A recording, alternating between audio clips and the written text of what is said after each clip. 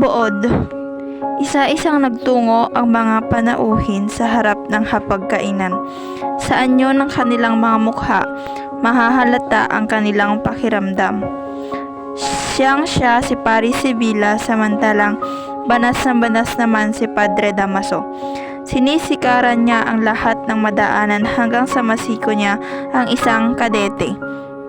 Hindi naman umiimik ang tenyente.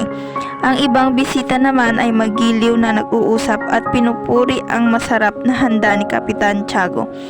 Nainis naman si Doña Victorina sa tenyente sapagkat natapakan ang kola ng kanyang saya habang tinitignan nito ang pagkakulot ng kanyang buhok. Sa may kabisera umupo si Ibarra. Ang magkabilang dulo naman ay pinagtatalunan ng dalawang pare kung sino sa kanila ang dapat na lumikho roon.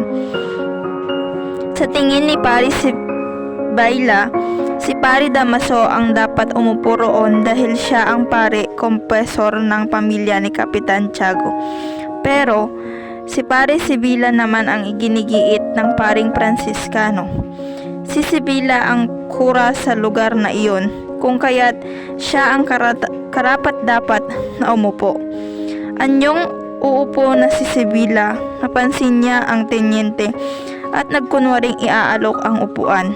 Pero tumanggi ang tenyente sapagkat umiiwas siyang mapagitnaan ng dalawang pari. Sa mga panauhin, tanging si Ibarra lamang ang nakaisip na anyayahan si Kapitan Tiago. Pero kagaya ng may karaniwang may pahanda, magalang na tumanggi ang kapitan, sabay sabing, "Huwag mo akong alalahanin." Sinimulan ng idulot ang pagkain. Naragdagan ang pagpupuyos ng damdamin ni Pare Damaso nang ihain ang tinola. Paano? Puro upo, leeg at pakpak ng manok ang napunta sa kanya. Ang kay Ibarra ay puro masasarap na bahagi ng tinola.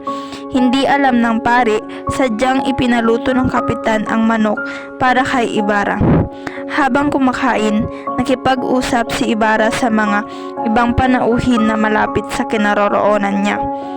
Batay sa sagot ng binata sa tanong ni Lahuya, siya ay mayroon ding 7 taong nawala sa Pilipinas. Bagamat wala siya sa bansa, hindi niya nakakalimutan ang kanyang bayan, at sa halip, siya ang nakalimutan ng bayan sapagkat ni wala man lang isang taong nakapagbalita tungkol sa masaklap na sinapit ng kanyang ama. Dahil sa pahayag na ito ni Ibarra, nagtumibay ang paniniwala ng tenyente na talagang walang alam ang binata sa tunay na dahilan ng pagkamatay ng kanyang amang si Don Rafael. Tinanong ni Doña Victorina si Ibarra na bakit hindi man lang ito nagpadala ng hatid kawad. Sa kagaya ng ginawa ni Don Tiburcio nang sila ay magtaling puso.